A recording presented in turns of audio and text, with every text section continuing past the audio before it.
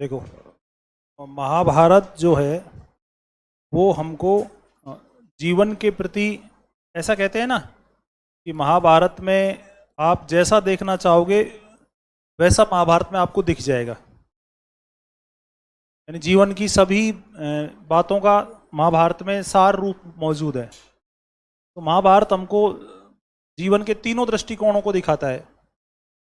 जीवन कैसे जीना चाहिए इन सब के बारे में महाभारत हमको इंटीमेट करता है। आप जैसा चाहो वैसा उसमें देख सकते हो, जो आपको पसंद है वो वहां से ले सकते हो। जैसे अगर आप ये कहते हो कि जो होना है वो होके रहेगा, डेस्टिनी तय है, तो आप वहां से नियतिवाद ले सकते हो।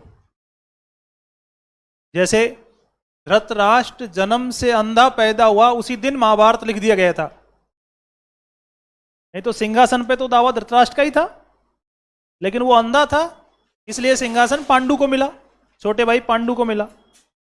तो अगर कोई भाग्यवादी है, ये कहता है जो होना है वो होके रहेगा, तो वो महाभारत से क्या ले सकता है? जैसे धृतराष्ट्र, नियतिवाद का सबसे बड़ा एग्जाम्पल क्या है महाभारत में? यानी जो होना है वो होके रहेगा, घटनाओं पे मानव का कोई जोर नहीं है। जो होना है वो तो ठीक है ना, कोई किसी को नहीं बहका सकता, कोई किसी को कुछ नहीं कर सकता, ये मीना तय होता है। कोई किसी का फ्रिज कैसे बिकवा सकता है? ये तो तय था पहले से ही, ठीक है ना, ये ऐसा होगा। जैसे महाभारत, जैसे धृतराष्ट्र जन्म से अंधा पैदा हुआ, ठीक है। तो महाभारत से दूसरा जो दृष्टिकोण हमको मिलता है वो क्या है? अध्यात्मवादी। अध्यात्मवादी, जैसे मृत्यु कोई वस्तु नहीं है जिसका लेन देन कर दो। आध्यात्मवादी दृष्टिकोण का मतलब है मृत्यु कोई वस्तु नहीं है, जन्म लेने के कारण इसे रोकना असंभव है। डेस्टिनी, नियतिवाद, भाग्यवाद। आध्यात्मवाद, मृत्यु कोई वस्तु नहीं है, जन्म लेने के कारण मरना तय है, इसलिए व्यर्थ में शोक मनाना, इसलिए मृत्यु पर शोक मनाना व्यर्थ है। जैसे किसी का जन्म हो गया है तो इस बात का इंतजार करो कि इसकी मौत तय हो गई है, अब कि जन्म लिया है मतलब अब मरेगा। जन्म लेने के कारण मृत्यु को आप नहीं रोक सकते। और तीसरा है प्रज्ञावादी। अपन कह रहे हैं सब कुछ तय है, डेस्टिनी तय है, और फिर अपन कह रहे हैं मनुष्य अगर चाहे तो अपने कर्म से, अपनी बुद्धि से, अपने कर्म से और अपनी बुद्धि से अपने भाग्य को बदल सकता है। जैसे महात्मा विदुर,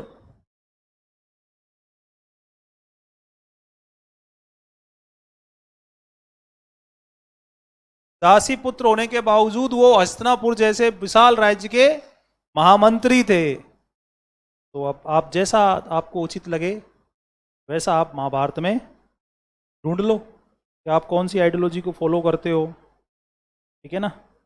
वो आइडियोलॉजी आपको महाभारत में मिल जाएगी। तो अपन ने रामायण जी पढ़ा, फिर अपन ने महाभारत पढ़ा। महाभारत की कथा सबसे पहले किसने सुनाई थी? सूत जी ने। किसे सुनाई? वहां उपस्थित जन समुदाय को सुनाई। सोनिक जी भी तो थे। और अपन क्या पढ़ेंगे? पुराण। महाभारत को सत सहस्त्र संहिता कहां पे कहा गया है?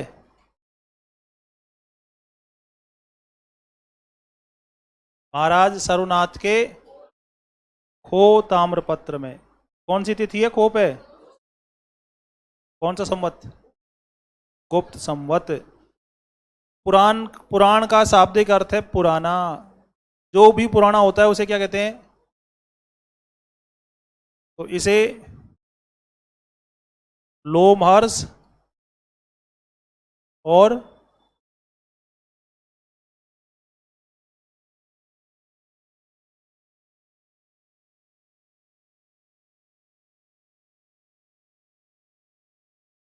पुराणों की रचना किसने की है? ऋषि लोमहर्ष और उग्र सर्वा ने की है। कुल पुराण कितने हैं? 18। इनकी संख्या है 18। इनमें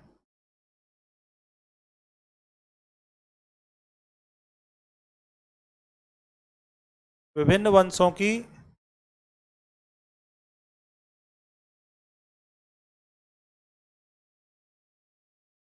वंशावलियां हैं, इसलिए इनको क्या बोलते हैं?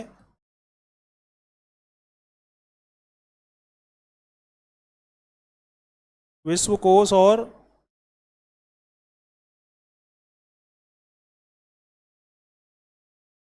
भविष्यदर्शी बोलते हैं।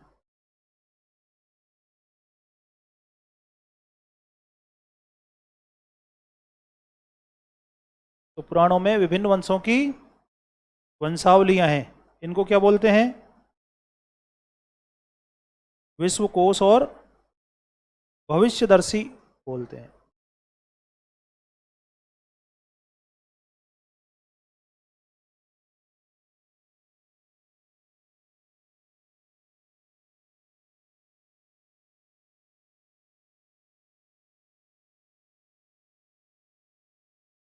इसमें जो प्रमुख पुराण है, इसमें पहला है ब्रह्म पुराण।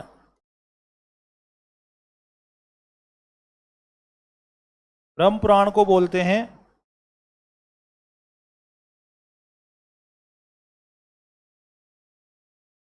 आदि पुराण, लेकिन ये अब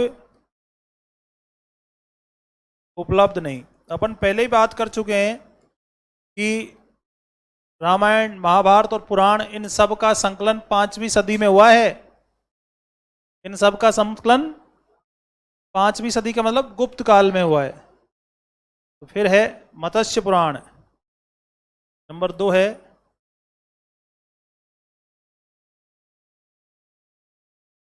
मत्स्य पुराण। ये अभी उपलब्ध पुराणों में क्या है? सबसे प्राचीन। इससे हमको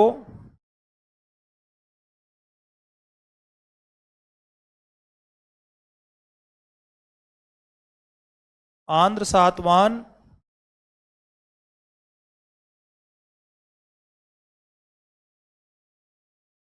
वंश की जानकारी मिलती है। इसके बाद है हमारे पास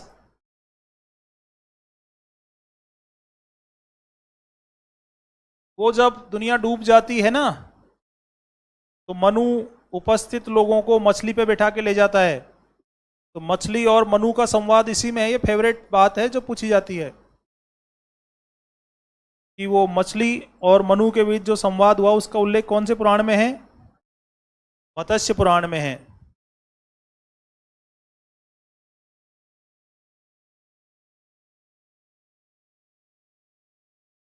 विष्णु पुराण से हमें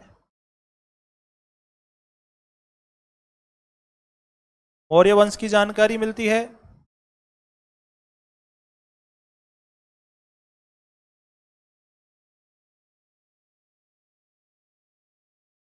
वायु पुराण से हमें गुप्त वंश की जानकारी मिलती है।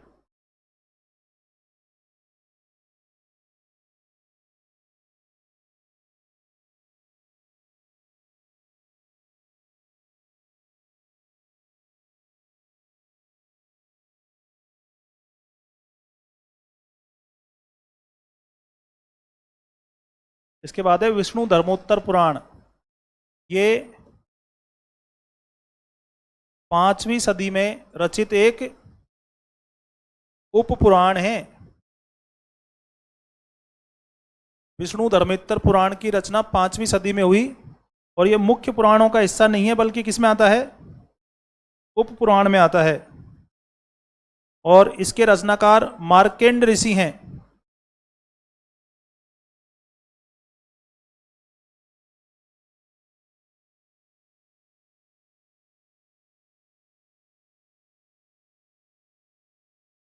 विष्णु धर्मोत्तर पुराण के रचनाकार कौन है?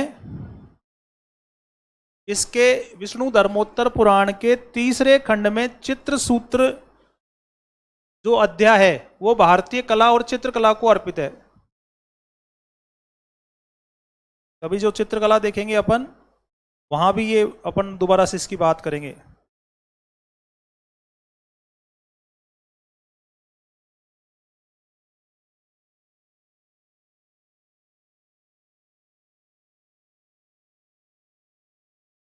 विष्णु धर्मोत्तर पुराण के तीसरे खंड में चित्र सूत्र अध्याय है, और ये जो अध्याय है ये कला और चित्रकला को अर्पित है।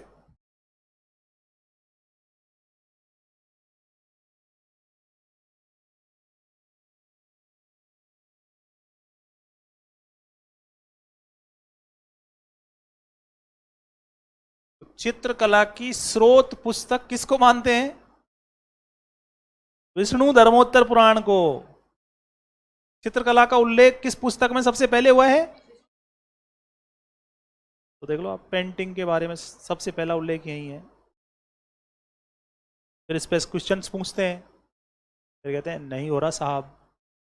तो जब भी आप पेंटिंग के बारे में पढ़ोगे, कहीं भी चित्रकला लिखोगे, तो सबसे पहले बात यहीं से शुरू होगी कि चित्रकला पर एक विस्तृत, एक डिटेल्ड लेसन है हमारे पास। कहाँ पे? विष्णु धर्मोत्तर पुराण में। अब एक दूसरी बात जो पुराणों से संबंधित है,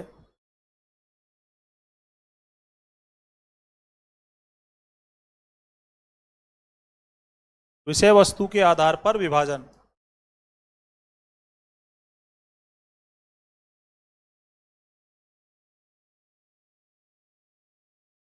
और ये विभाजन किया है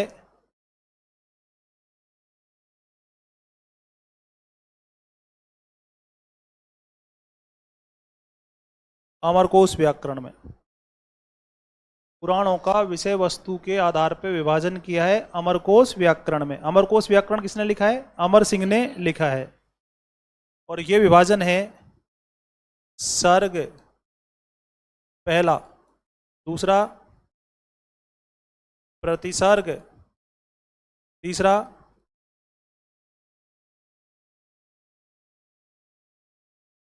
मनवंतर, और चौथा वंश, और फिफ्थ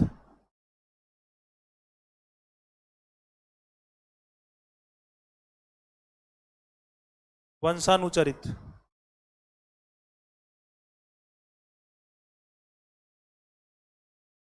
तो विषय वस्तु के आधार पर अमरकोश में पुराणों का विभाजन कितने भागों में है?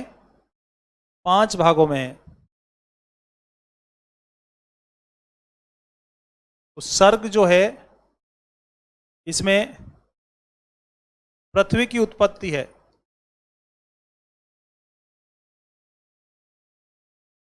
सर्ग में क्या है? और प्रतिसर्ग में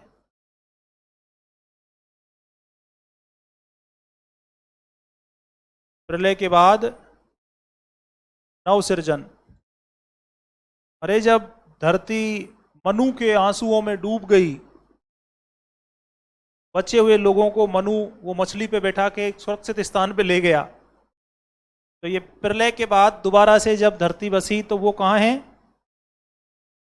तीसरा क्या है? मनवंतर। इसमें 4 महायुग बताए गए हैं।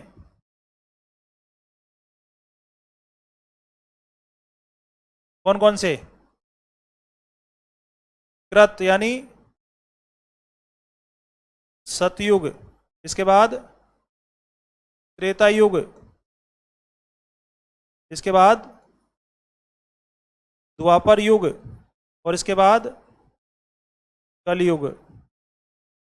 वर्तमान में जो चल रहा है वो क्या है? कलयुग। और कलयुग जितने वर्ष का है उसका 2 गुणी आयु का है क्या? द्वापर। और कलयुग की 3 गुणा आयु का है त्रेता।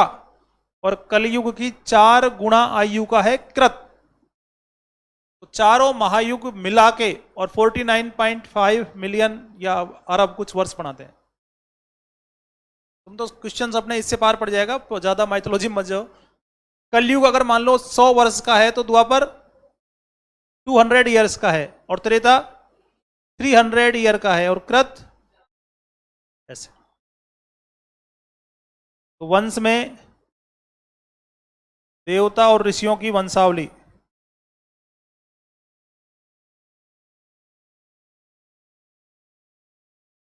वंश में देवता और ऋषियों के वंश बताए गए हैं। और पुराणों के अंतिम भाग क्या है? वंशानुचरित।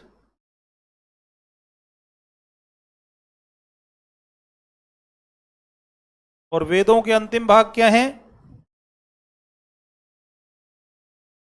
बताओ, ये कह रहे हैं वेदों के अंतिम भाग हैं, वेदांग हैं, उपनिषद।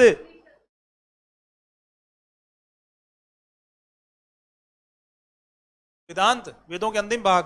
दिमाग खराब हो गया तेरा?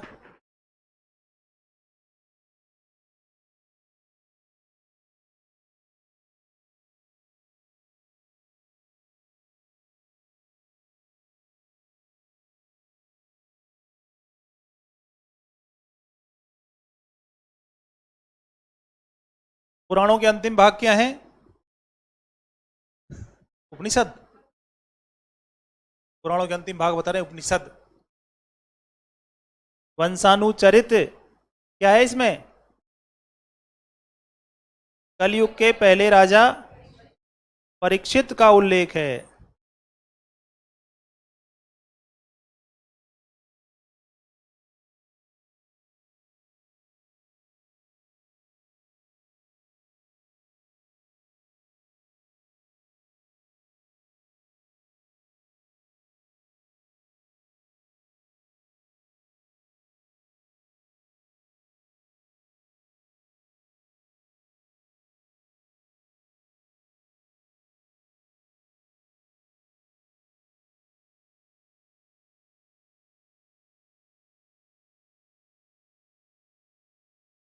बना दिया? तो ये पुराण हो गए आपके। तो रामायण महाभारत और पुराण ये अंतिम तौर पे संकलित हुए कब?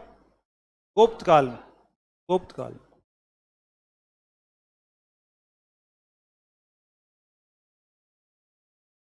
इसके बाद है षट दर्शन।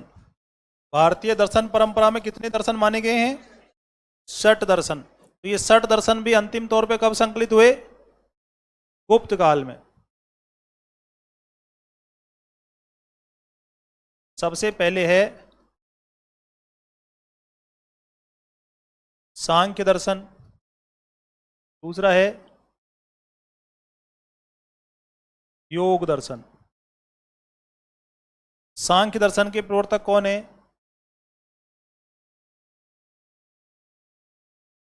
कपिल मुनि। और योग दर्शन के प्रवर्तक कौन है? पतंजलि।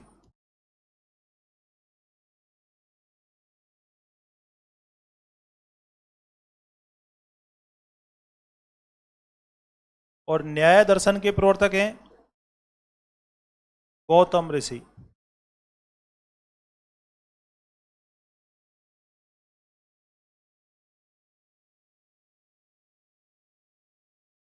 और वैशेषिक दर्शन के प्रवर्तक हैं कणाद ऋषि। और पूर्व मीमांसा के प्रवर्तक हैं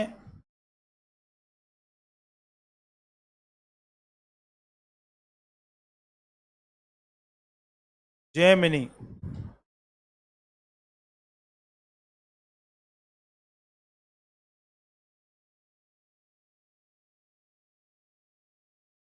और उत्तर मीमांसा के प्रवर्तक हैं बादरायण। ये भारतीय दर्शन परंपरा में कितने दर्शन हैं? 6 दर्शन है।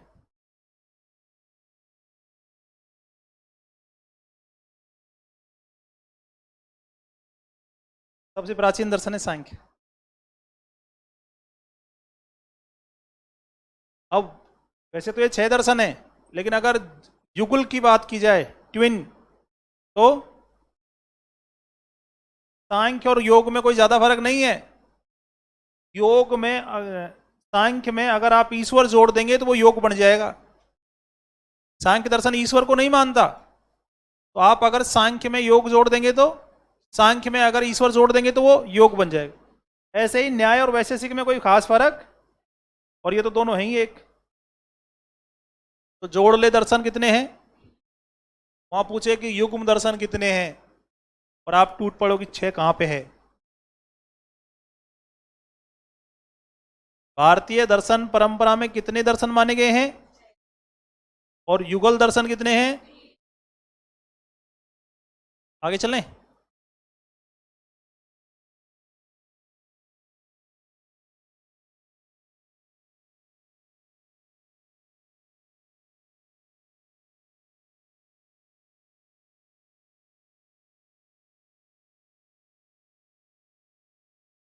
सांख्य दर्शन, ठीक है। सांख्य दर्शन जो है भारतीय दर्शन परंपरा में ईश्वर का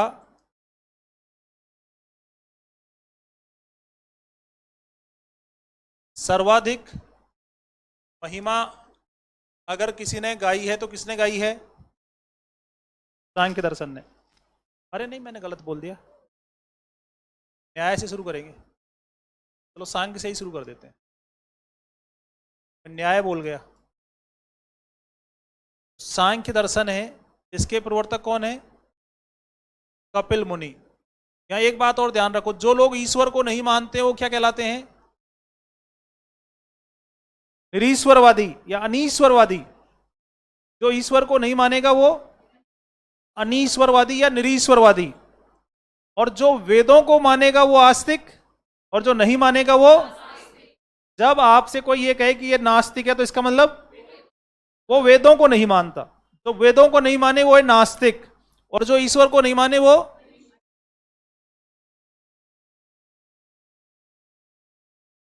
सांख्य दर्शन किसे नहीं मानता? ईश्वर को नहीं मानता, निरीश्वरवादी है, ठीक है ना। और ये सबसे प्राचीन दर्शन है।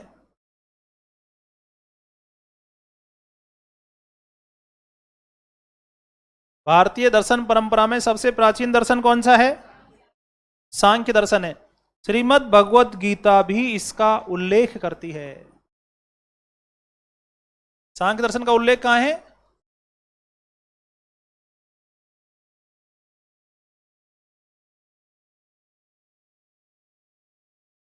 और जब महात्मा बुद्ध राजकुमार सिद्धार्थ घर छोड़ के गए तो सबसे पहले वो सांख्य दर्शन के ऋषि अलार कालामस के आश्रम गए। तो बौद्ध फिलॉसफी भी सांख्य दर्शन का उल्लेख करती है ना। फिर अब है योग दर्शन।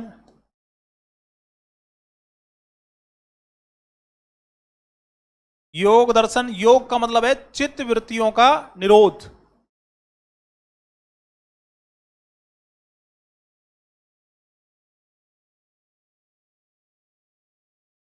हमारे चित्त में जो भी अच्छे बुरे ख्याल आते हैं उस पर हम नियंत्रण रखेंगे तो वो क्या कहलाएगा?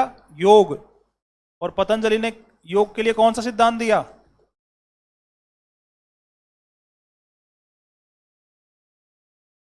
अष्टांगिक योग सिद्धांत।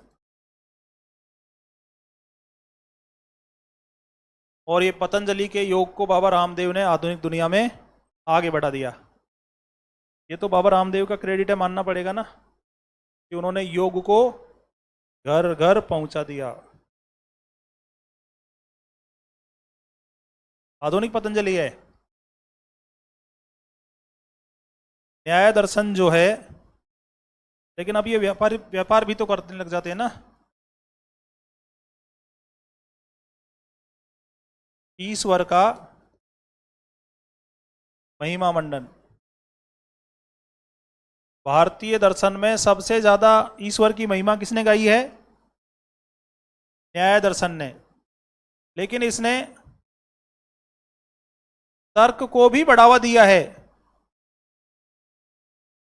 इसलिए इसे आन्वीक्षिकी दर्शन भी कहते हैं। आन्वीक्षिकी का मतलब क्या है? तर्क को बढ़ावा दिया। लॉजिक की बात भी की है इसने। एक तरफ तो इसने ईश्वर की महिमा गाई है, तो आप ईश्वर को लॉजिक से थोड़ी सिद्ध कर सकते हो, तर्क से सिद्ध कर सकते हो क्या ईश्वर को? और दूसरी तरफ इसने तर्क की भी बात कही है, इसलिए क्या कहलाता है? आन्वीक्षिकी दर्शन। यही कारण है कि आदि शंकराचार्य ने इसे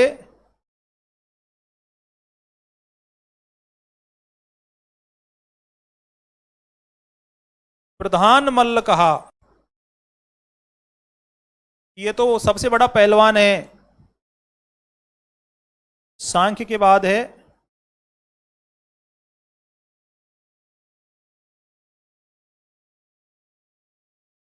वैशेषिक दर्शन।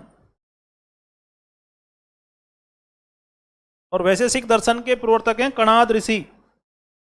और कणाद ऋषि जो हैं वो परमाणु सिद्धांत के प्रथम व्याख्याकार थे, है ना। वो खेतों से अपना भोजन, अन्न का एक एक दाना चुग के लेते थे, इसलिए उलूक कहलाए।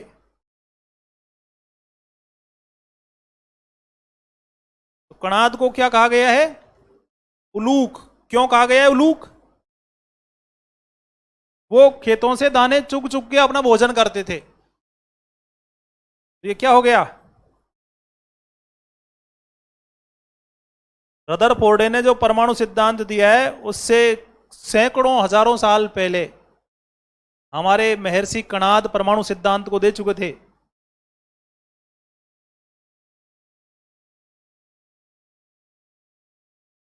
बस बात ये थी कि पेटेंट नहीं करवाया, इसलिए रदरफोर्ड ने पेटेंट करवा लिया। उलूक के कारण ही ये क्या कहलाया? औलूक के दर्शन। उलूक के कारण ये क्या बन गया? औलूक के दर्शन। तो ये सांख्य और जो योग दर्शन है ना, जुड़वा, इन दोनों के ऊपर ही चरक संहिता है।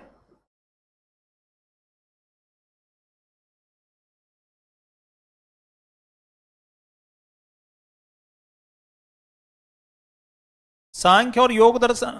अच्छा, उधर रह गया क्या यार?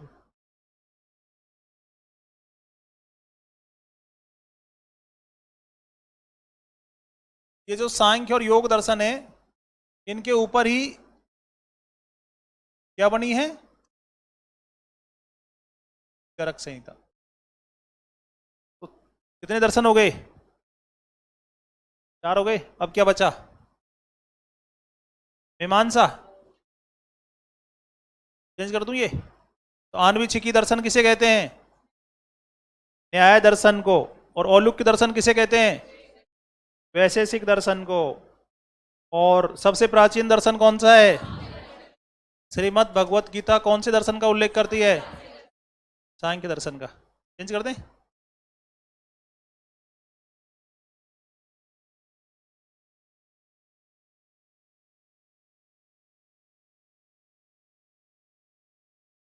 मीमांसा दर्शन। तो मीमांसा दर्शन है जो वेद और वैदिक साहित्य पर व्याख्या है।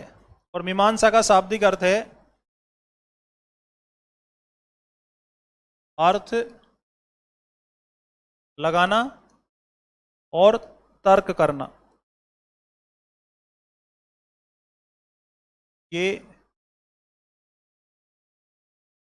वेद और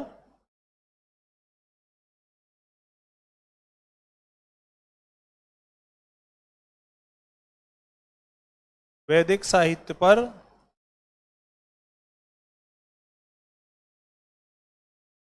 टिप्पणियां हैं। तो मीमांसा दर्शन के 2 भाग हैं। एक तो है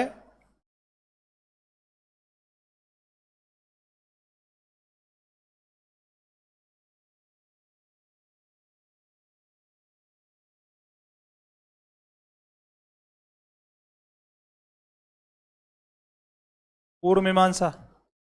पूर्व मीमांसा के प्रवर्तक क्या हैं? जैमिनी। और जैमिनी के शिष्य कौन है?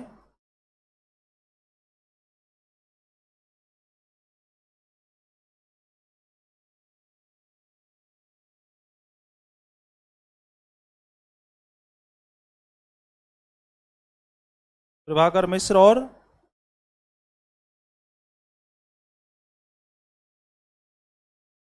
कुमारिल भट्ट।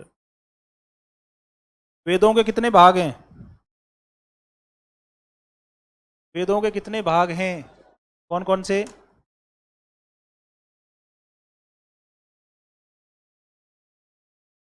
है ना? संहिता, ब्राह्मण, आरण्यक और इसमें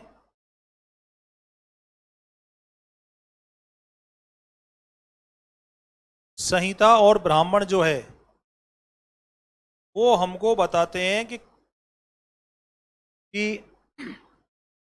कौन सा यज्ञ करोगे तो कौन सा फल मिलेगा। संहिता और ब्राह्मण पे आधारित है क्या? पूर्व मीमांसा। यानी कि इसमें यज्ञ की महिमा गाई गई है। ब्राह्मण ग्रंथ क्या बताते हैं हमको? यज्ञ की महिमा ही तो बताते हैं। और उत्तर मीमांसा जो है वो आरण्यक और उपनिषद पे आधारित है, यानी वो तर्क पे आधारित है। इसलिए उत्तर मीमांसा का मतलब है तर्क करना, और पूर्व मीमांसा का अर्थ है अर्थ लगाना। ऐसा करोगे तो ऐसा हो जाएगा। यज्ञ पे बल दिया गया है, ये वेदों में संहिता और ब्राह्मण पे आधारित है। और उत्तर मीमांसा जो है ये अरण्यक और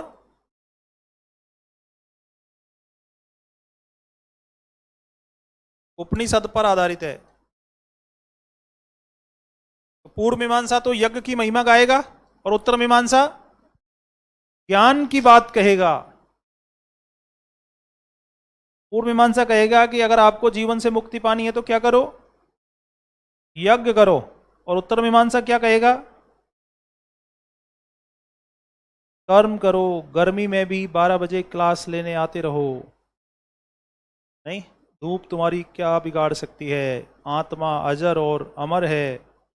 नहीं, ना वो आग से न जल सकती है, ना पानी से भीग सकती है, ना गर्मी से पिघल सकती है। ठीक है ना। अरे गर्मी से वो सुखा नहीं सकती, गर्मी उसे सुखा नहीं सकती, पानी उसे भिगा नहीं सकता, आग उसे और हवा उसे उड़ा नहीं सकता। आत्मा तो अमर है। इसलिए क्या फर्क पड़ता है क्लास का टाइम 7 बजे मॉर्निंग में है या दोपहर 12 बजे है, आत्मा तो अजर और अमर है। जिस तरह हम पुराने कपड़े छोड़कर नए कपड़े धारण कर लेते हैं, उसी तरह आत्मा एक शरीर छोड़कर, और कर्म हमको ये बताता है अगर आप कर्म करते रहेंगे तो निश्चित तौर पर आपको उसका फल मिल जाएगा। इस जन्म में नहीं तो अगले जन्म में, अगले जन्म में नहीं तो अगर इस धूप में आप पिघल गए तो आत्मा नया शरीर धारण कर लेगी, और फिर वो आत्मा पड़ेगी, नए शरीर में पड़ेगी, लेकिन आत्मा तो अध्ययन करेगी। नहीं भैया, तो इस शरीर में पड़ लेगी, और अगर ये शरीर जीर्ण शीर्ण हो गया तो आत्मा अगला शरीर धारण करके उसमें पड़ लेगी। नहीं, लेकिन आत्मा को तो अरे जो कर्म वो कर रहा है उसका फल तो उसे, और इतने तगड़े शरीर में क्या फर्क पड़ता है। ठीक है ना। तो उत्तर मीमांसा के प्रवर्तक कौन है,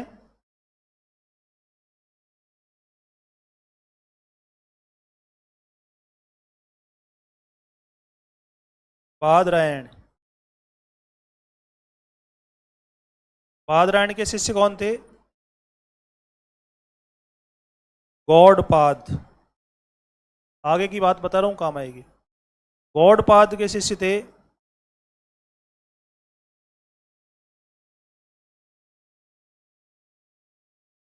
गोविंद योगी,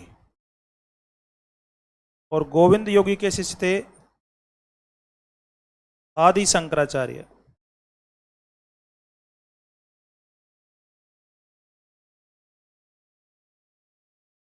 और आदि शंकराचार्य ने कौन सा दर्शन दिया, अद्वैतवाद। और बादरायण ने कौन सा ग्रंथ लिखा, ब्रह्म सूत्र।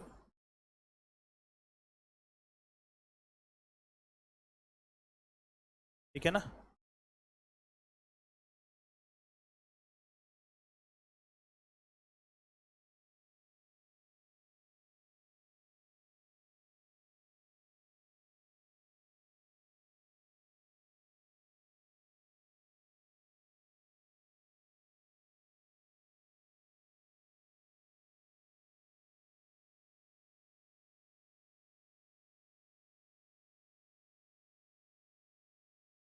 बना दिया।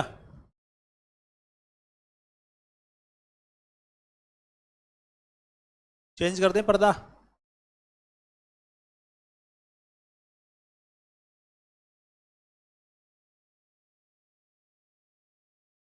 अब चंद्रगुप्त जो सेकंड था उसकी उपाधि क्या थी,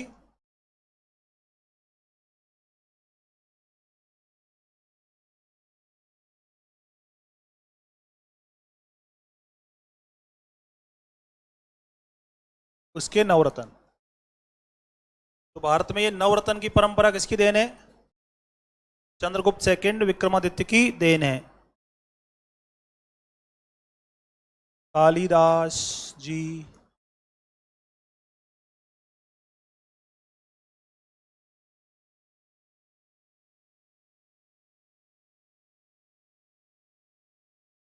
वेताल भट्टी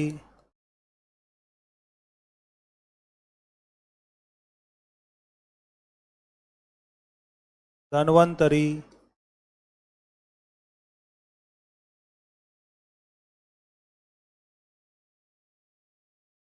वराहमीर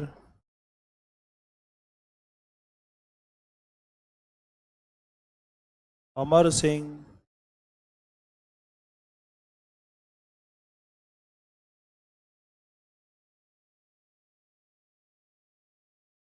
शंकु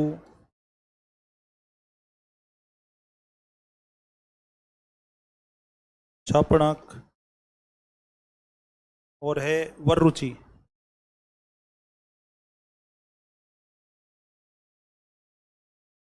और आखिरी है घटकरपर। घटकरपर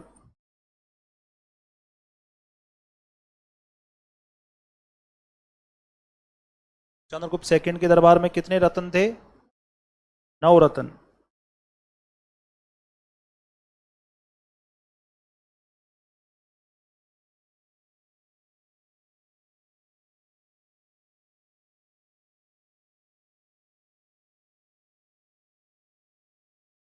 हो गए याद? हो गए? गिनाओ तो।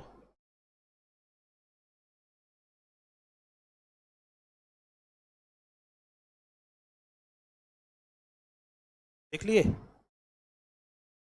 सामने लिखे हुए हैं तो हटा दें? आंखें बंद करके बता दो।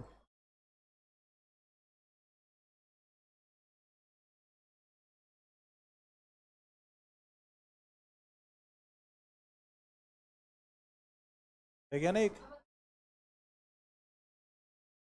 हो गए? फिर ठीक है। कालिदास को क्या बोलते हैं? और ये उपमा देने के लिए प्रसिद्ध था।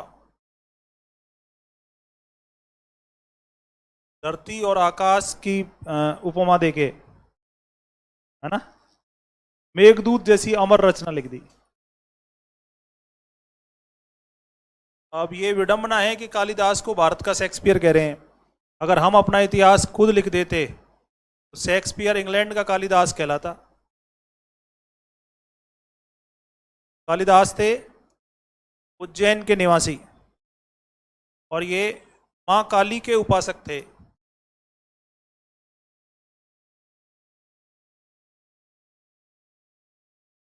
है ना? काली है, कप्पर वाली है, और कहाँ रहती है?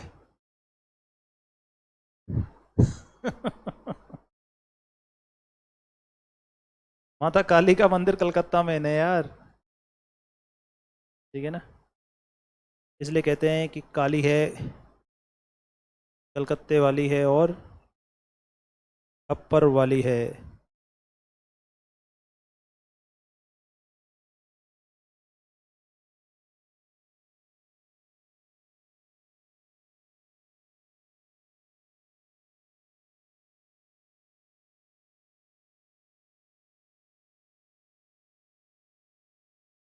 तो कालिदास क्या है? पेड़ की डाल पे बैठे हुए थे। ठीक है? ये पेड़, ऐसे डाल। कालिदास क्या है? यहाँ बैठे हुए थे और यहाँ से काट रहे थे फटाफट, धड़ाधड़, पूरे लगन से, जैसे तुम काट रहे हो। नहीं, यहीं तो बैठे हो तुम लोग, यहाँ काट रहे हो। तो पीछे से मैं, नीचे से मैं जा रहा था, देखा यार ये क्या कर रहा है। तो मैंने कालिदास को कहा, यार आप ये गलत काट रहे हैं। उसने तुरंत अपना वो बोर्ड उठाया और डू नॉट डिस्टर्ब दिखा दिया। अब क्या कहें फिर? डू नॉट डिस्टर्ब भी दिखा दिया। तो जाने से पहले भाई हम तो क्या सलाह देते रहते हैं ना दिन भर, हमारा तो काम ही सलाह देना है। अरे सलाह ही तो दे रहे हैं हम, बता ही तो रहे हैं आपको ये पढ़ना है, पढ़ा थोड़ी ना रहे हैं, पढ़ना तो आप लोगों को है, सलाह ही तो दे रहे हैं। अब उस सलाह को मानना नहीं मानना तुम्हारा काम है। और तुम लोग हमेशा सलाह नहीं मानते हैं, ये तो बोलो ही मत गलती से भी सलाह मानते हैं। सलाह तो तुमने मानना सीखा ही नहीं है। और वो सलाह मानने की उम्र भी तो चली गई ना आप लोगों की, बच्चे सलाह मानते हैं नहीं, बच्चे तो रहे नहीं तुम, सलाह मान लो क्या? फिर क्यों नहीं मानती सलाह? पता है मेरे को बहुत अच्छे से।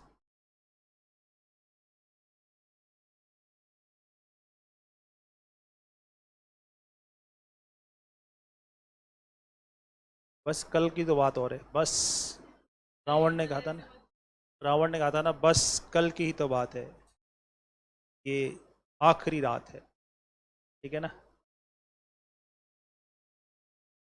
तो कालिदास ने जब वो डू नॉट डिस्टर्ब का बोर्ड दिखा दिया तो मैंने कहा कि हाँ हाँ जल्दी काट, बेवकूफ कहीं का। कालिदास ने वो बात सुन ली, बेवकूफ कहीं का, बेवकूफ कैसे कहा? तो फिर उसको हमने समझाया, यार तू यहाँ बैठा हुआ है कि हाँ, यहाँ से काट रहा है कि हाँ, अब ये कट के अलग हो जाएगा कि हाँ, तो फिर तू शक्तिमान है कि जो हवा में उड़ जाएगा, नीचे आएगा ना, डाल के साथ तू भी तो नीचे ही आएगा। तो उसके वो बात क्लिक कर गई, मैं बेवकूफ हूं। देखो हिंदुस्तान को क्या मिल गया, कालिदास। काश तुमको कोई कह दे ये बात और तुम इस बात को दिल पे ले लो। मैं तो खूब कहता ही हूँ, मेरा तो कहना तो तुम्हारे क्या है, फर्क पड़ता ही नहीं है। लेकिन कोई और कह दे जो तुमको मतलब हर्ट कर जाए, सही है, और क्या पता फिर भारत को दूसरा कालिदास मिल जाए। वो तो अमर रचनाएं लिख के चले गए ना, आप लोगों को तो केवल ये पढ़नी है, याद करनी है। कालिदास की रचनाओं को आप तीन भागों में बांट सकते हो, खंड काव्य, महाकाव्य और नाटक। कालिदास की किताबों को अपन कितने भागों में बांट सकते हैं?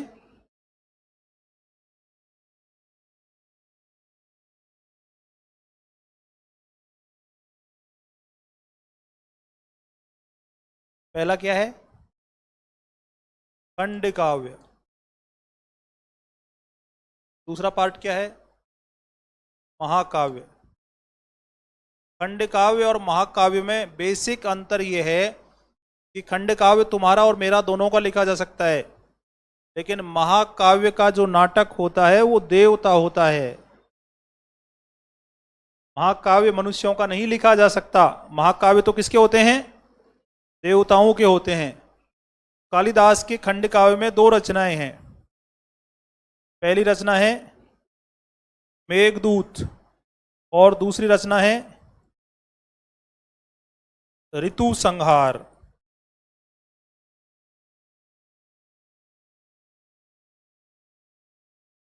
मेघदूत को आधार बना के मोहन राकेश ने एक नाटक लिखा, आषाढ़ का एक दिन।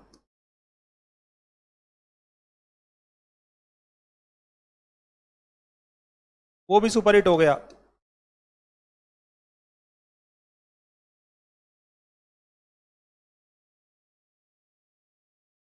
अब इनकी विषय वस्तु याद रखनी है। मेघदूत में धरती और बादल के आधार पर, कि धरती अभी जैसे गर्मी है ना, प्यासी है, और बादल बरस जाए तो प्यास खत्म हो जाए, ऐसे यक्ष और यक्षिणी की प्रेम कहानी लिख दी है ना। धरती और आकाश, बादल के को उपमा देकर, धरती और बादल की उपमा देकर यक्ष और यक्षिणी की प्रेम कहानी लिख दी कि जो यक्षिणी है वो बादलों के द्वारा अपने नायक पर यानी यक्ष के पास संदेश भेजती है। क्या ऋतुओं का वर्णन है किसमें? ऋतु संहार में।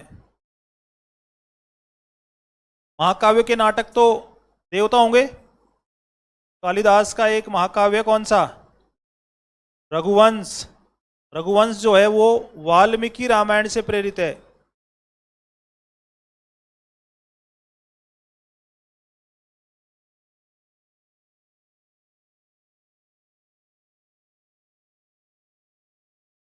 और इसमें दिलीप से लेके और रघु तक की कथा है। वो दिलीप जिसके संतान नहीं थी और वो नंदनी गाय को चराने गया, ठीक है ना, और शिव जी ने उसकी परीक्षा लेने की कोशिश की और शिव जी ने अपना सिंह भेज दिया और सिंह ने कहा मैं गाय को खाऊंगा। दिलीप ने गाय की रक्षा करने के लिए धनुष उठाया लेकिन धनुष चला ही नहीं। तो फिर दिलीप ने सिंह से कहा कि भाई तू गाय को क्यों खाना चाहता है? कि भूख लगी है इसलिए खाना चाहता हूँ। ठीक है, कि तो मेरे को खा ले, ये तो भूखी मिटानी है ना।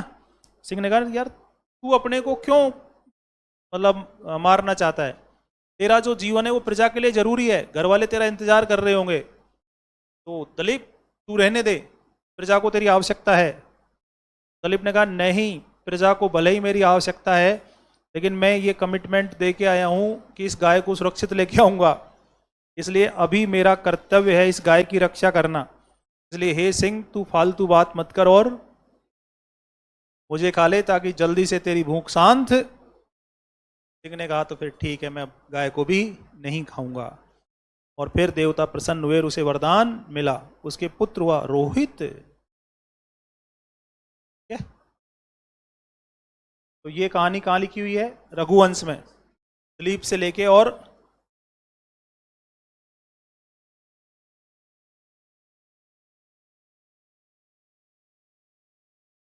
दिलीप से रघु तक कहानी लिखी हुई है और इसमें राम कथा प्रमुख है।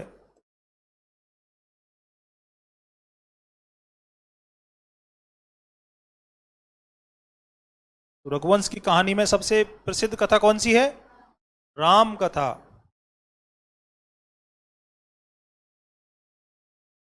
और दूसरा महाकाव्य है क्या? कुमार संभव। कौन है कुमार? अरे कुमार कौन है? भगवान शिव और माता पार्वती के बेटे हैं ना, कार्तिकेय। इसमें कार्तिकेय जन्म की कहानी है। मुझे लगा मैंने कि पाकिस्तान में तो क्लास नहीं पढ़ा रहा हूं मैं, इनको ये नहीं पता कुमार कौन है।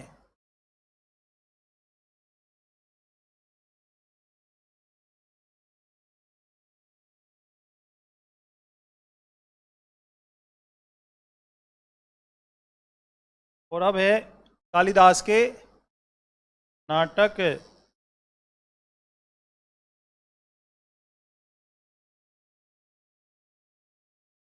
तो कालिदास के दो खंड काव्य हैं, कौन कौन से?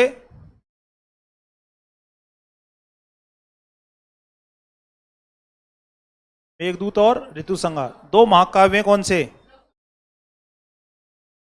रघुवंश और कालिदास के जो तीन नाटक हैं उनमें से दो तो ऐतिहासिक हैं और एक पौराणिक है।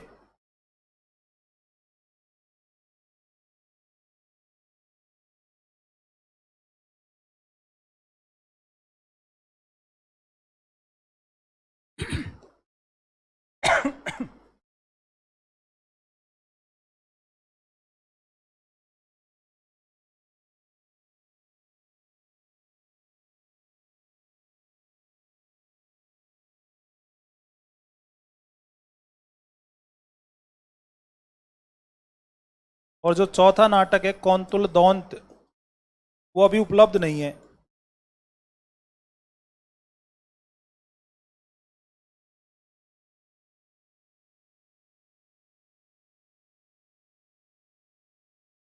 तो उपलब्ध नहीं है तो हमको कैसे पता चला? क्षेमेंद्र की वृहत कथा मंजरी में उल्लेख है।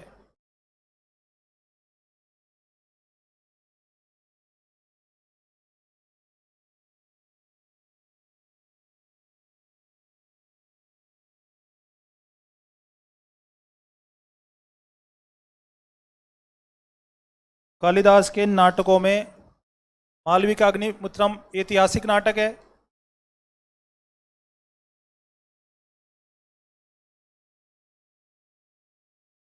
अभिज्ञान शकुंतलम ऐतिहासिक है और ये कालिदास का अंतिम नाटक है।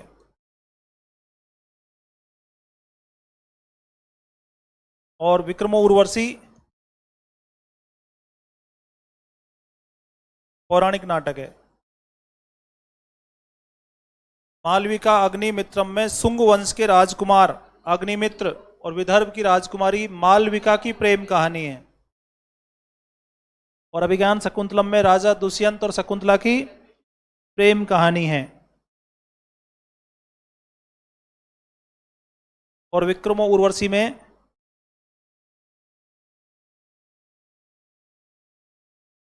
उर्वशी और राजा पुरूरवा, उर्वशी और राजा पुरूरवा की प्रेम कहानी है। नहीं, फिर वो लिटरेचर से बी और की है, क्या स्थिति है?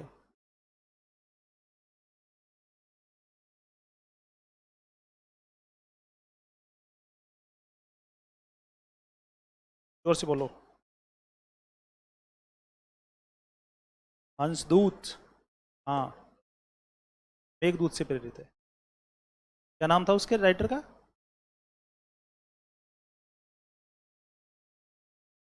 माधवाचार्य था? नहीं,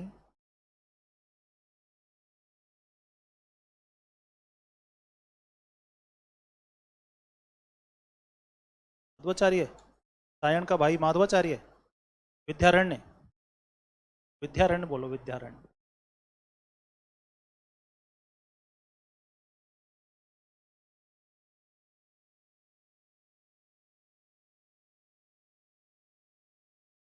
बना दिया। तो कालिदास के जो चौथा नाटक तो आज उपलब्ध ही नहीं है, तो 3 नाटक बचे। इन 3 नाटकों में ऐतिहासिक कितने हैं? 2, और पौराणिक कितने हैं?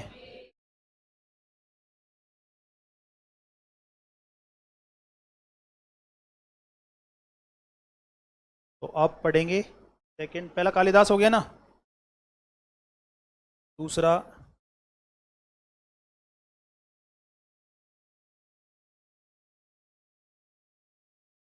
वेताल भट्टी, इन्होंने लिखा भट्टी काव्य या रावण वध। वेताल भट्टी ने क्या लिखा है? भट्टी काव्य या रावण वध।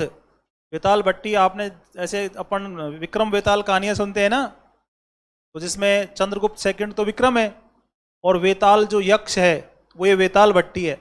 जनमानस में जो विक्रम वेताल की कहानियां प्रसिद्ध हैं उसमें वेताल का करेक्टर जो यक्ष बताया गया है वो ये वेताल भट्टी है।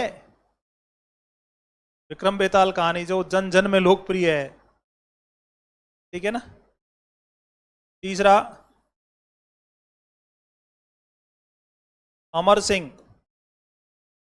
अमर सिंह ने एक व्याकरण लिखा,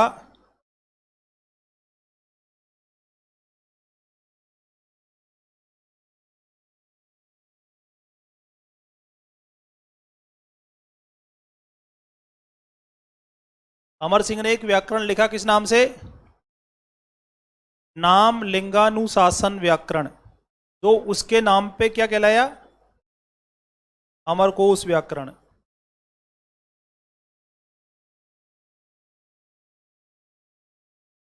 और बड़ी बात, अमर सिंह बौद्ध था।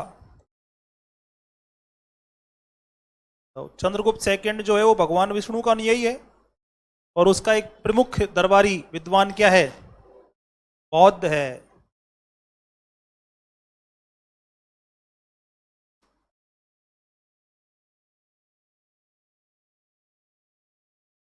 इसके बाद है विशाख दत्त,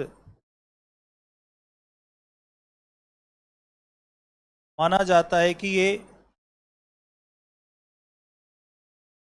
चंद्रगुप्त सेकंड का मंत्री था, क्योंकि इसकी दोनों रचनाओं का जो लेखक जो नायक है वो चंद्रगुप्त ही है। जैसे इसने एक मुद्रा राक्षस लिखी,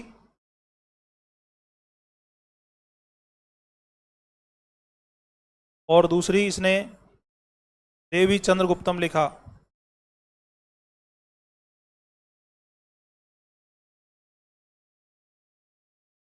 मुद्रा राक्षस का जो नायक है वो चंद्रगुप्त मौर्य है और देवी चंद्रगुप्तम का जो नायक है वो चंद्रगुप्त सेकंड विक्रमादित्य है। लेकिन आज देवी चंद्रगुप्तम नाटक हमें उपलब्ध नहीं, हमें रेफरेंस से ही पढ़ना पड़ता है। नहीं, नवरत्न हो गए वहीं खत्म, 3 पे ही।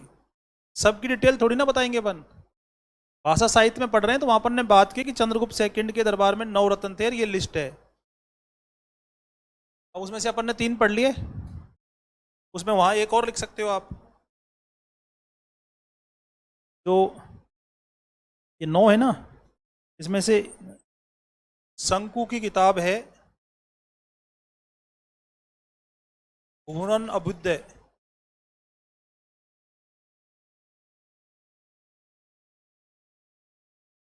शंकु की किताब का नाम क्या है? भूना अभ्युदय। बाकी अपन वरामीर जो हैं, वो धन्वंतरी और वरामीर अपन साइंस और टेक्नोलॉजी में पढ़ेंगे, तो 3 और 4 और 2 6 पढ़ लेंगे 9 में से। चंद्रगुप्त मौर्य की जानकारी है मुद्रा राक्षस में। चंद्रगुप्त मौर्य, मौर्य वंश का संस्थापक।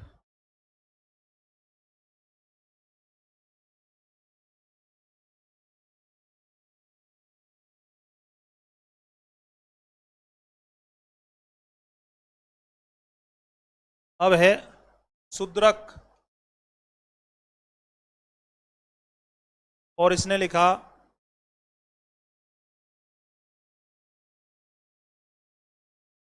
वृक्ष कटिकम। इसका अर्थ है मिट्टी की खिलौना गाड़ी।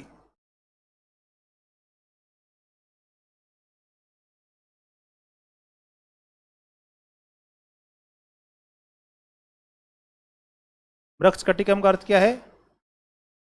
मिट्टी की खिलौना गाड़ी। ये आम आदमी पर भारत की पहली रचना है।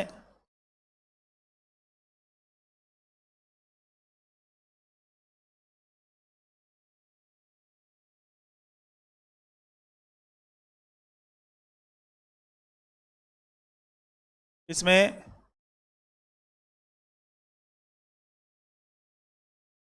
ब्राह्मण चारुदत्ता और गणिका वसंत सेना का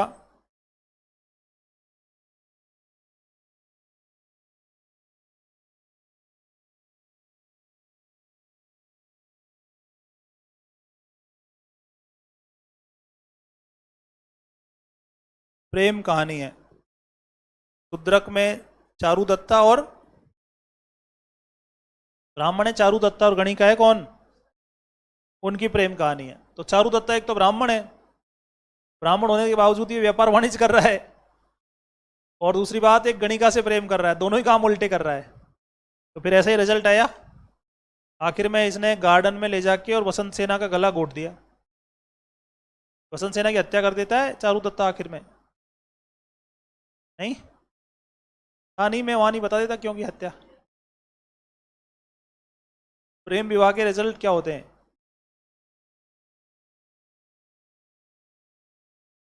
ठीक है ना।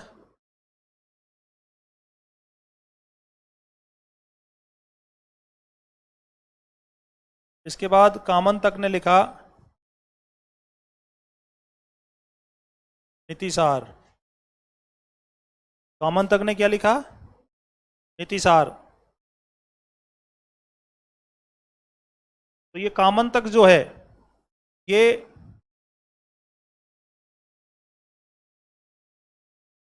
चंद्रगुप्त सेकंड का मंत्री शिखर था, जिसको कामन तक बोलते हैं अपन। चंद्रगुप्त सेकंड के मंत्री का नाम था कौन? शिखर। शिखर ने नीति पर एक ग्रंथ लिखा, इथिक्स पर, है ना, वैल्यूज पे। तो उसको बोलते हैं कामंतक नीतिसार। एक साथ ही बोलते हैं कामंतक नीतिसार। तो कामंतक नीतिसार किसने लिखा है? चंद्रगुप्त सेकंड के मंत्री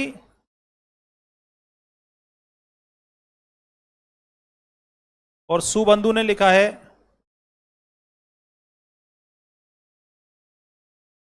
वासवदत्ता। सुबंधु की बुक का नाम क्या है? वासवदत्ता।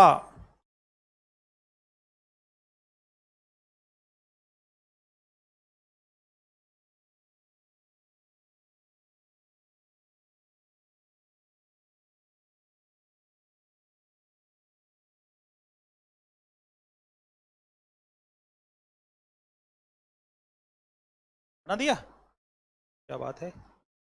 अब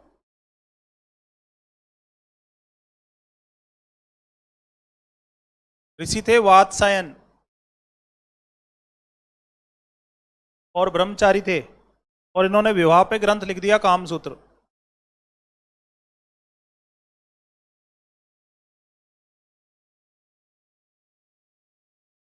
तो जो चार पुरुषार्थ हैं, धर्म अर्थ काम और मोक्ष, उसमें काम पुरुषार्थ पे ग्रंथ है कौन सा? कामसूत्र। और महाकवि भारवी जो हैं, उन्होंने लिखा है किराता अर्जुनियम। इसमें भगवान शिव और अर्जुन के बीच जो युद्ध होता है उसका वर्णन है। और भारवी अपने अर्थ गौरव के लिए प्रसिद्ध थे। भारवी प्रसिद्ध थे अर्थ गौरव के लिए।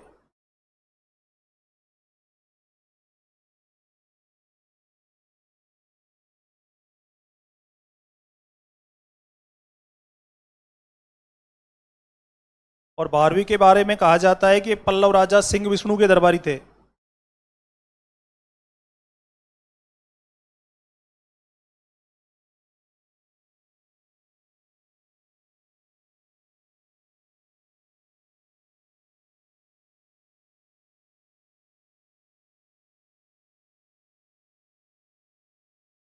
भारवी पल्लव राजा सिंह विष्णु के दरबारी थे।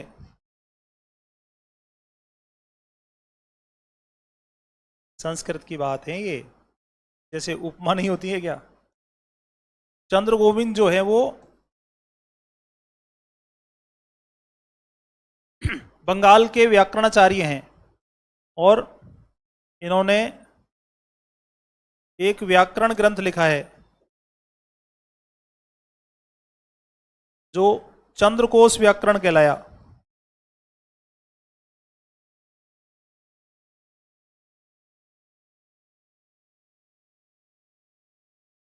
चंद्र गोविंद को एक महान श्रेय प्राप्त है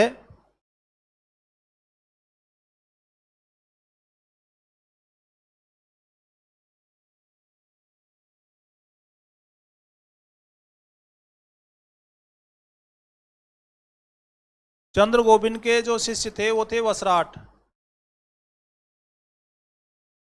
वसुराट, और वसुराट के शिष्य थे भरथरी।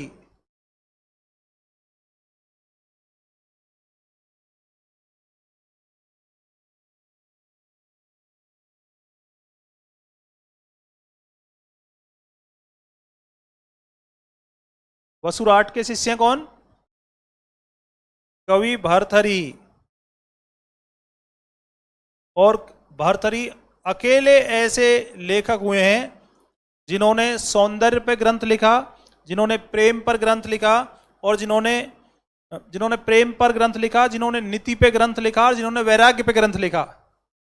तो आज तक भारी दिक्कत है कि उज्जैन के राजा भरथरी जो नाथ पंथ के महान संत हुए, और ये भरथरी, दोनों एक हैं, अलग हैं। ठीक है ना। पूछना तो तुम लोगों को आता ही नहीं है ना कि ये नवरत्न में जो वर रुचि है और व्याकरणाचार्य जो वर रुचि है, ये दोनों एक हैं कि अलग अलग हैं। गुप्त काल का जो धन्वंतरी है और हस्तिनापुर के राजा परीक्षित के समय का जो धन्वंतरी है वो एक ही है कि तो ये कालखंड की भारी समस्या है भारतीय इतिहास में, तिथि मैच नहीं होती है। ठीक है। तो कवि भरतरी ने प्रेम पर ग्रंथ लिखा, श्रृंगार शतक।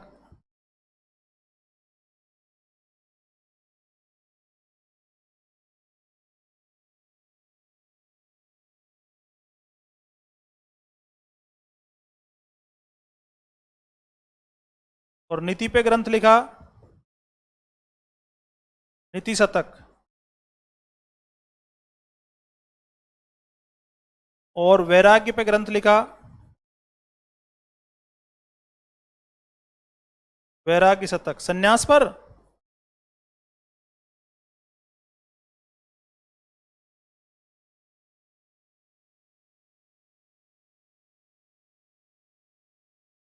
ऐसा कोई नहीं हुआ पूरे भारतीय इतिहास में कि जिसने तीनों विषय पर ग्रंथ लिख दिए हों, इसलिए अमर है कवि भरतरी।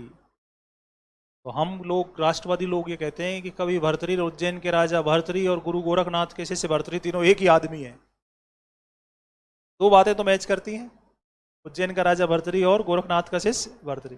तीसरी मैच करना बाकी है। तो अगर आप लोग ये महान बीड़ा उठा लो कि हम मैच करा के रहेंगे, ठीक है ना,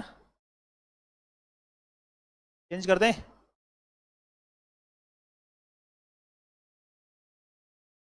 कितने पॉइंट हो गए ये?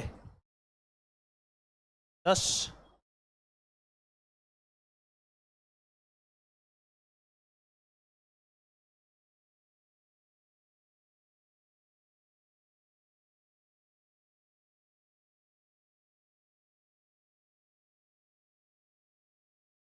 विष्णु शर्मा, इन्होंने लिखा पंचतंत्र।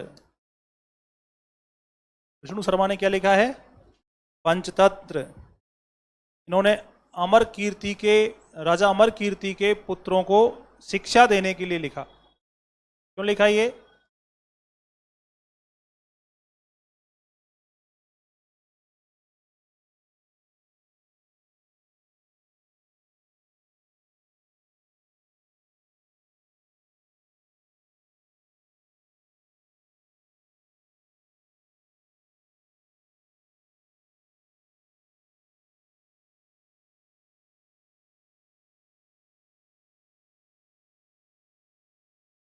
राजा अमर कीर्ति के पुत्रों को शिक्षा देने के लिए। इसमें जानवरों की कहानियों के माध्यम से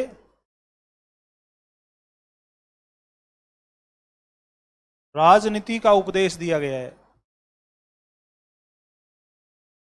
इसके 5 भाग हैं।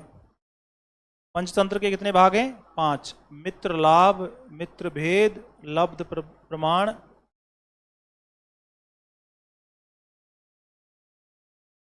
मित्र लाभ,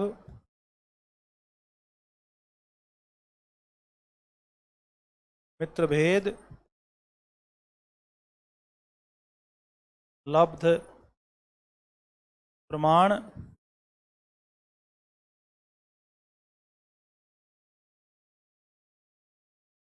संधि विग्रह और अपरीक्षित कारक।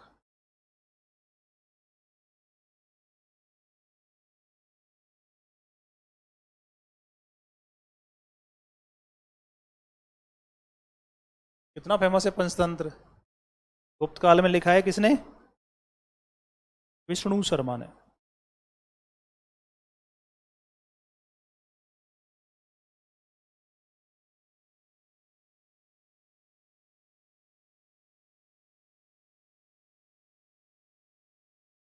तो अपने पास यहाँ 2-2 विष्णु बैठे हैं, इनसे पूछो इन्होंने क्या लिखा है। दूसरा विष्णु छुट्टियों पे गया हुआ है, नहीं, बोर्ड पे ही लिखने में पीछे हैं, और तो क्या लिखेंगे।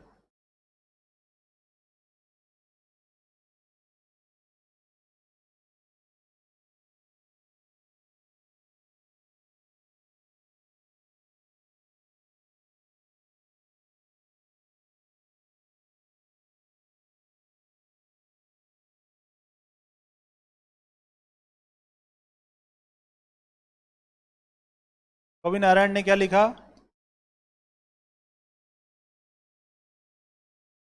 हितोपदेश। ये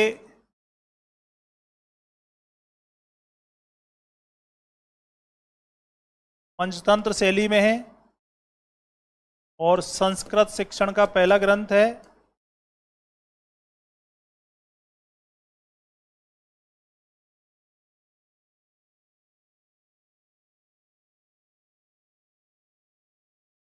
और इसके 4 भाग हैं।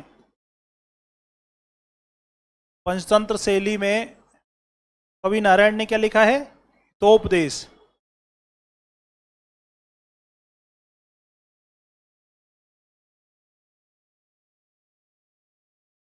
मित्र लाभ, मित्र भेद,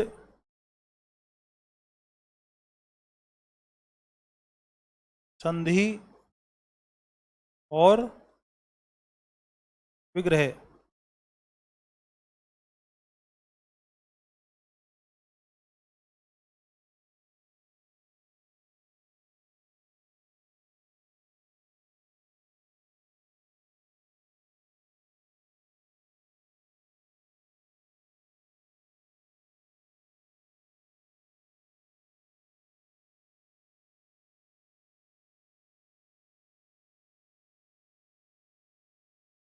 बना दिया।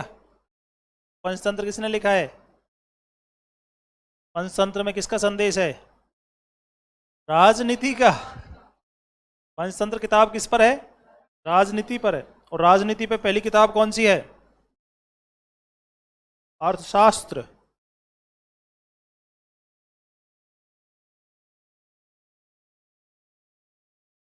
अब गुप्तकालीन अगर कवियों की बात करें अपन, तो पहला तो है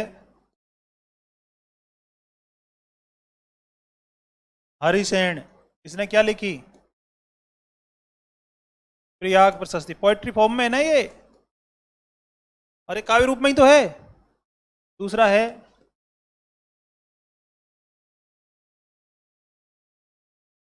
वत्स भट्टी। इसने क्या लिखा? मंदसौर प्रशस्ति। कल की बात याद नहीं है। प्रयाग प्रशस्ति का रचनाकार कौन है? हरिसेन। और मंदसौर प्रशस्ति किसने लिखी है? और है महाकवि भास।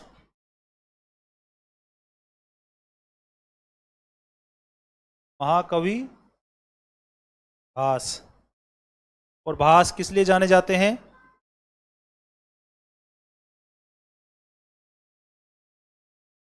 एक संस्कृत तो वैदिक संस्कृति है, संस्कृत है जिसमें वेद हैं, वो तो संस्कृत का सबसे प्राचीन रूप है।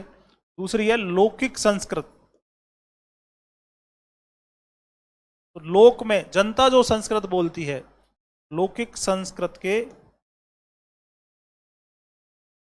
प्रथम लेखक हैं ये। और कालिदास ने इनका उल्लेख किया है, इसका मतलब ये कालिदास से पहले हुए हैं।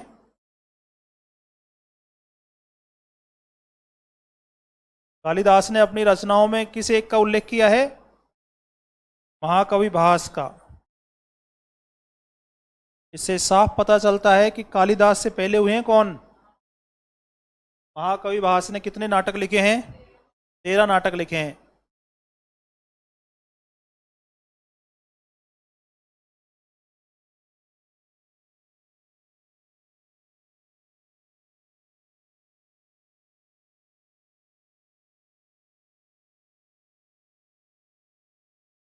स्वप्नवासवदत्ता।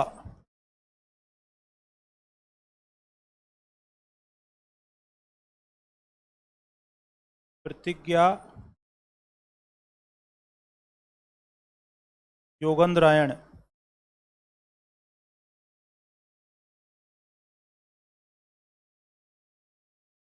चारुदत्ता। अविमारक।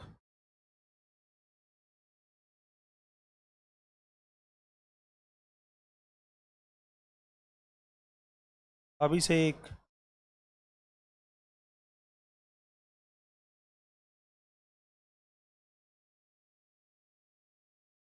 दूत घटोत्कच।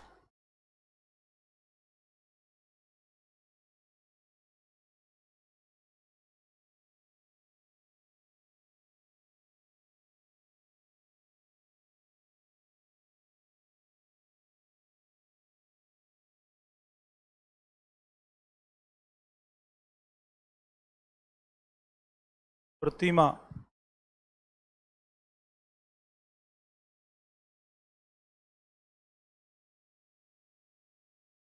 मध्यम व्यायोग।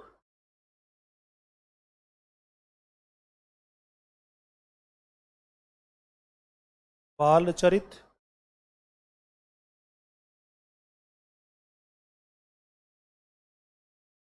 दूतचरित।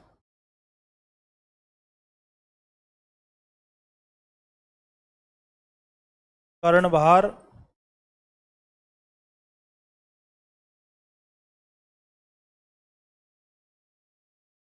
पुरुष रंग।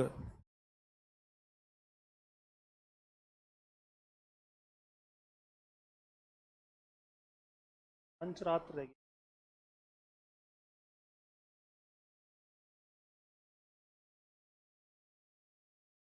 पंचरात्र।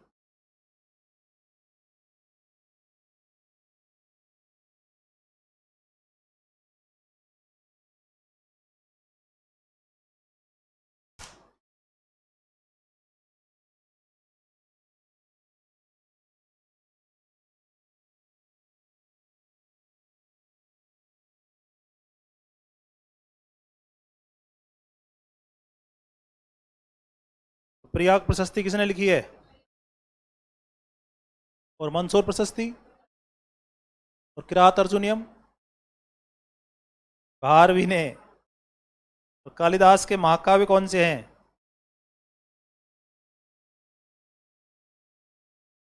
रघुवंश और कुमार संभव, है ना। तो भारवी का जो किरात अर्जुनियम नाटक है वो किस पे आधारित है? इस पे अर्जुन और भगवान शिव के बीच जो युद्ध हुआ था, किरात वेशधारी शिव और अर्जुन, वो सुकर के मतलब शिकार को लेके। और जो भास का नाटक है स्वप्नवास दत्ता, वो उज्जैन की राजकुमारी वासव दत्ता और वत्स के राजा उदयन की प्रेम कहानी है। स्वप्नवास दत्ता में किसका डिटेल है? अवंती की राजकुमारी वासव दत्ता और वत्स जनपद के राजा उदयन की प्रेम कहानी, ठीक है ना। उदयन क्या है, हाथी पकड़ना जानता था, वीणा वादक था। तो वो एक दिन अवंती की सीमा में पहुंच गया और सैनिकों ने उसे कैद। अवंती के राजा थे चंड प्रदोत। अवंती के राजा कौन थे? चंड प्रदोत। तो चंड प्रदोत ने उदयन को कैद कर लिया, राजमहल में रख दिया। और प्रतिज्ञा योगंद्रायण जो है उसमें उदयन का मंत्री प्रधानमंत्री होता है योगंद्रायण। उदयन का प्रधानमंत्री है कौन? योगंद्रायण। तो योगंद्रायण अपने राजा को मुक्त करवाने के लिए जो जतन करता है वो प्रतिज्ञा योगंद्रायण में। दोनों नाटकों की विषय वस्तु एक ही है। अब उदयन अवंती में कैद हो गया है, उसे रिहा करवाने के लिए उसका प्रधानमंत्री योगंद्रायण जो जतन कर रहा है वो किसमें है? प्रतिज्ञा योगंद्रायण में है। तो उधर उदयन की देखरेख करने के लिए अवंती के राजा चंड प्रदोत ने अपनी इकलौती बेटी वासव दत्ता को रखा। उससे कहा कि भाई तू इसकी निगरानी रखना। और उदयन तो वीणा बजाता था, तो उसने वीणा बजाने के प्रलोभन में वासव दत्ता को क्या इंप्रेस कर दिया। और एक दिन जब प्रदोत भोजनशाला में था, खाना खा रहा था, तब अचानक से सेवकों ने आके सूचना दी, महाराज उदयन जो है वो राजकुमारी वासव दत्ता को लेकर भाग गया है। सारी योजना डरी रह गई, ठीक है। तो फिर इसके आगे कल पढ़ेंगे, कल हो जाएगा ये।